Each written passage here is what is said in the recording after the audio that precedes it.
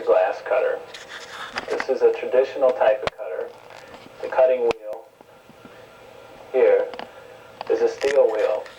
These are the least inexpensive of the cutters. And one thing that will extend the life of your cutters is proper care. The first thing that one should do to take care of their cutter is to keep this little cutting wheel lubricated. This is done by dipping it into oil. This should be done after every several scores onto the glass. Another thing that one should remember is that these cutting wheels can be damaged. Many times one will drop their cutter onto the floor, putting a flat spot on the cutting wheel. Try to avoid this as it makes your cutter useless. There's quite a variety in the cost of these cutters before you. This particular cutter, the least inexpensive, retails for about $2. These two cutters with the carbide wheels retail between $14 and $15. So as a beginner, if you're unsure in pursuing this hobby, I would recommend the least inexpensive cutter till you get a feel for stained glass. Next, I would like to explain to you how to hold your glass cutter. There's a couple different techniques which I'll show you. The first one is to grip your cutter like this. Take your other thumb and place it on these teeth. Okay, this is a method that some professionals use. The other method is a little different. You hold your cutter like this. The ball of the cutter goes between your first and second knuckle. Then one would score the glass, they would draw the cutter towards them. With this other method, you push away. Now, I have a preference for the second method, but I would ask you to try both and see which you find is most comfortable. The main thing is, whatever works for you is right. The scoring of the glass is probably one of the most important things to learn. As you hold your cutter, you start to the edge of your glass, but not too close or you'll roll off the back side. You start in just a little bit, hold your glass cutter about 45 degrees to the glass, and push. When you come to the end, you want to stop a little short. You don't want to roll over the edge of the glass because sometimes it can crack the glass. Also, if you're working on a very hard surface, you can damage the wheel of the cutter. Okay, as I said before, the score is very important. I would like to show you a few different scores to help you decide the right amount of pressure to apply to the cutter. The first score I'm going to show you is a score that is too deep.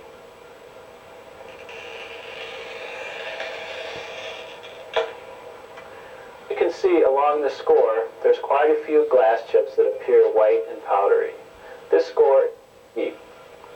If you could get an edge view of the glass and it were magnified, you'd see a V into the glass with tiny hairline cracks coming off your score line. When you go to break the glass, it is likely that the glass will not break along your score line.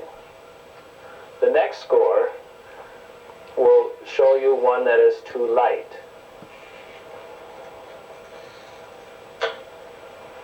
Okay, as you can see, you can barely see the score line. This score is, when you would try to break it, would run off in areas where the score was too light. The next score will be one that's just about right. Remember, as you score your glass, you want to keep an even pressure. This is probably the most important thing to remember.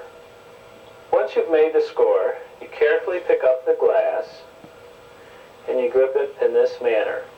Be sure to roll your fingers into a fist.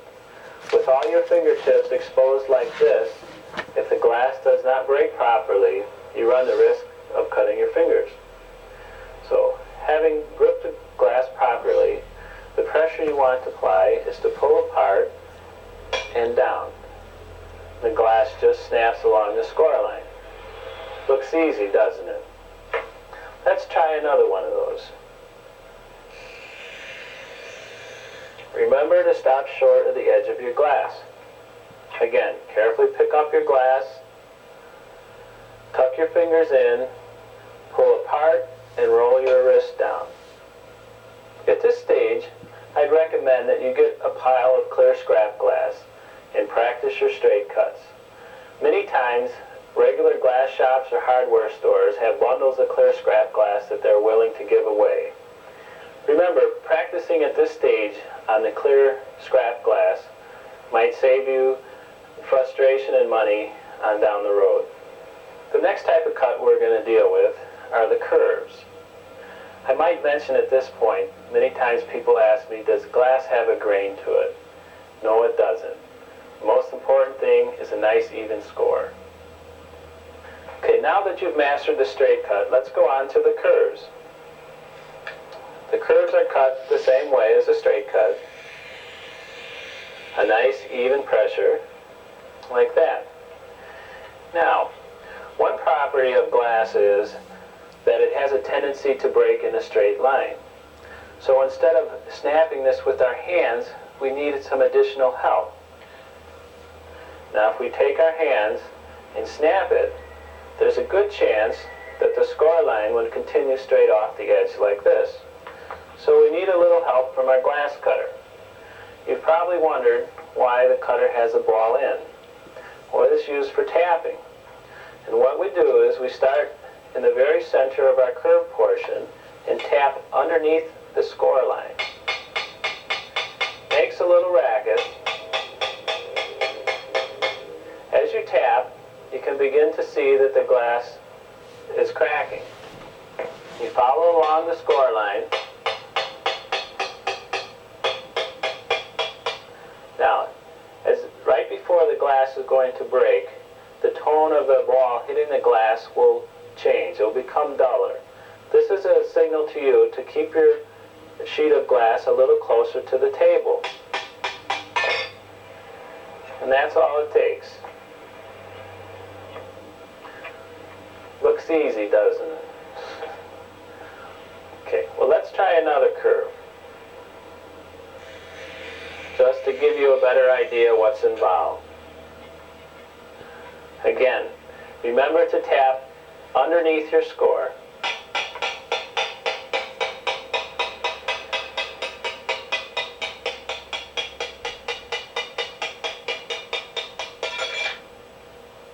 And that's all it takes. Now I might mention to you a little technique for tapping that I found to work pretty well. You can see here, I grip my cutter on the flat side and I flick it up with my thumb. If you grip your cutter like this, it presents a problem because you don't get quite the snap with the method I showed you. So remember, hold it between your thumb and your first finger and flick it up. This gives you a nice sharp blow against the glass and makes tapping easier. Sometimes you need to cut out thin strips of glass that are too small to grip with your hand. We have a couple different pliers that are used for this.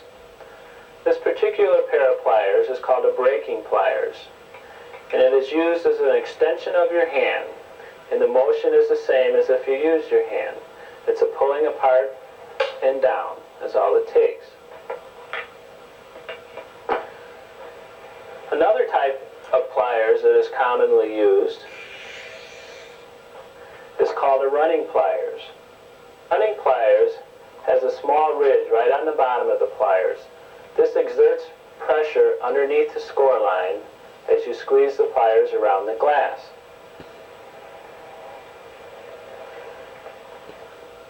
Okay, remember to line the ridge underneath the score line at the edge of the glass and just apply a pressure to the pliers.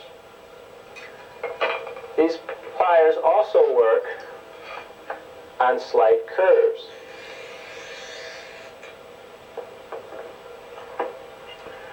Remember once again to line the ridge underneath the score and gently squeeze. These pliers are handy for making long straight cuts or for anybody that might be intimidated by glass. I would like to demonstrate to you a few different shapes that you might have to cut for your first pattern and show you some techniques to be able to successfully cut these pieces out. Now this particular pattern piece, we'll trace around it with a felt tip pen.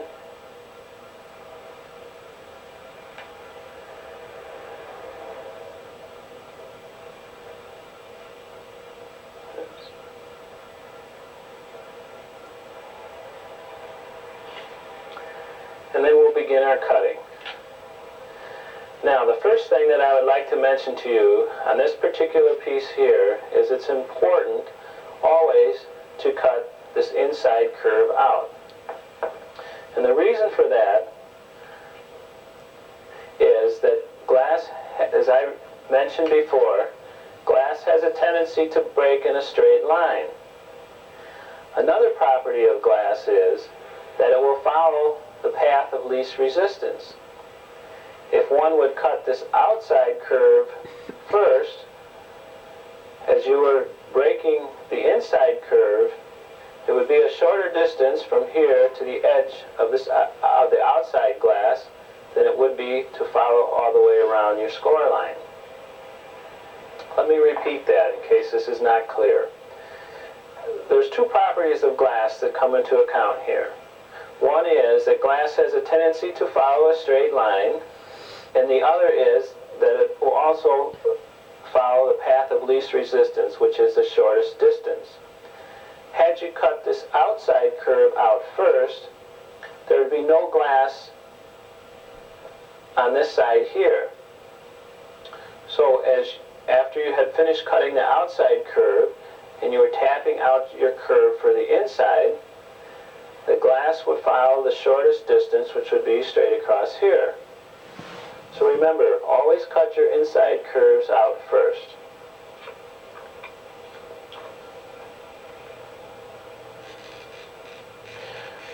Once again, remember to strive for a nice, smooth score.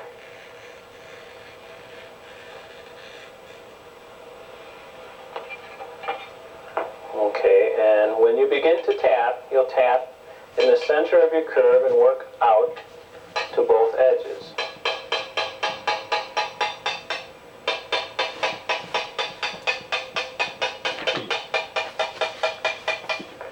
Now when the tone changes and the glass won't drop, sometimes if you grip it with your hand, you can pull it apart.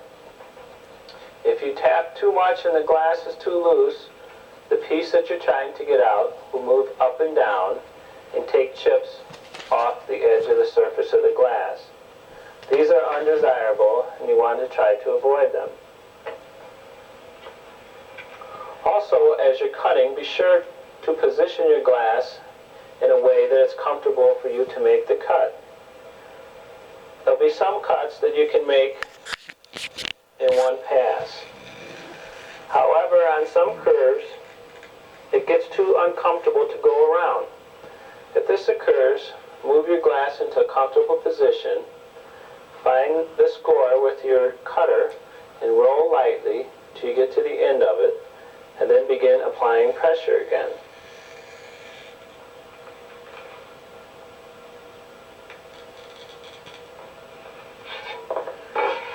Okay, even though this is clear scrap glass, think for a moment if this were stained glass. You would grab your glass like this and snap. Well, there's a chance that your score line might run straight across the sheet, which would mean you would have wasted most of your sheet. Therefore, we'll score our glass straight across in an effort to conserve this. Now, one can grab their glass. Remember to keep your fingers tucked underneath and snap. Now we have this last little piece to break off, and we'll use the pliers for that. It's a matter of snapping it off. Now at this point, I would like to mention a little bit about safety with glass.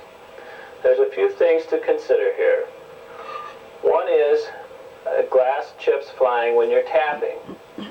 Sometimes people have a tendency to get right on top of their work, and as they tap, the chips will fly up. I recommend that you tilt your glass outward a bit, so when you tap, any chips that would fly in this direction. Another factor of safety, as you cut, you accumulate quite a few glass chips in your work area. Be sure and keep the area brushed clean. The most common kind of cut is with a glass sliver as one slides their hand across the surface of their table. One other point of safety is in handling your glass. If you don't rush and take your time, there's usually no danger. You can see this edge right here is very, very sharp. Those sharp edges occur when you tap. Be very careful of those because they can cut you before you know it. Once you have cut out a piece like this, it is best to remove these edges. This is done with a pair of combination pliers. It has a curved jaw to the top and serrated teeth on top and bottom. These are called combination pliers, and they are used for a function of both breaking glass and grossing off the sharp edges. Now this was the side of the glass that we scored, and most generally the sharp chips come off the bottom. Therefore, we would turn our glass upside down and take our grossing pliers with the curved jaw to the top and rake the serrated teeth over the glass. This promptly removes any of the sharp glass edges. The next shape I would like to show you how to cut out is a circle. It appears to be a bit intimidating, but they're not that difficult at all. Remember, as you score, to get a nice, even score all the way around. One problem on a circle is that it's hard to go all the way around in one pass. So you just cut till it becomes uncomfortable. Move your piece around. Find your score. Roll lightly till you get to the end of it. And continue cutting. On a circle, this is repeated several times.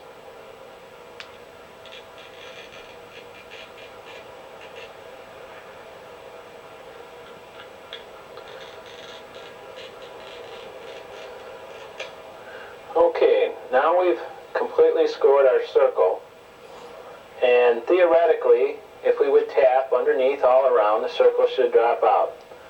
But this just isn't so. So we need to make a few additional lines to help our circle come out. I'll draw them in with a marking pen.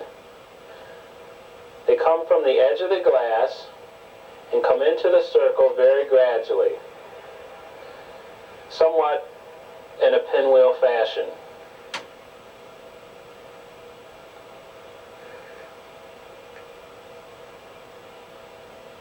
Okay, now remember that these auxiliary lines must come in gradual to the circle. You don't want to bring one straight into the circle because it will continue over the score line and crack your piece in half. So now I'll score these auxiliary lines.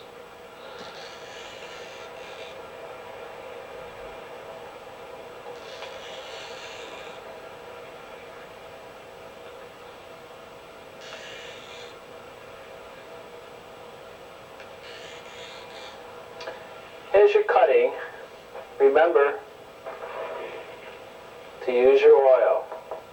This will extend the life of your cutter and make the cutting a bit easier for you. Now we begin to tap out our circle. First thing you do is tap the entire circle and try to get it cracked.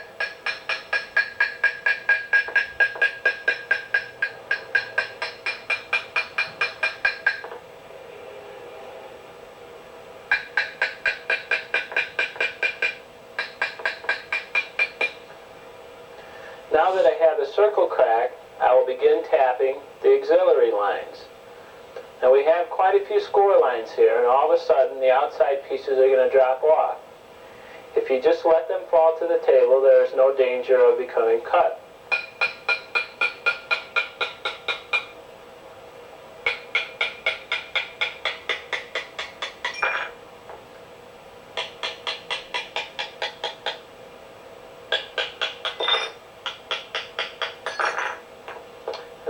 have a perfect circle cut out. Now, if you notice, there's a little edge of glass here. We'll grab our combination pliers and grip the edge of the glass and just pull off the little burrs. That's all there is to cutting circles.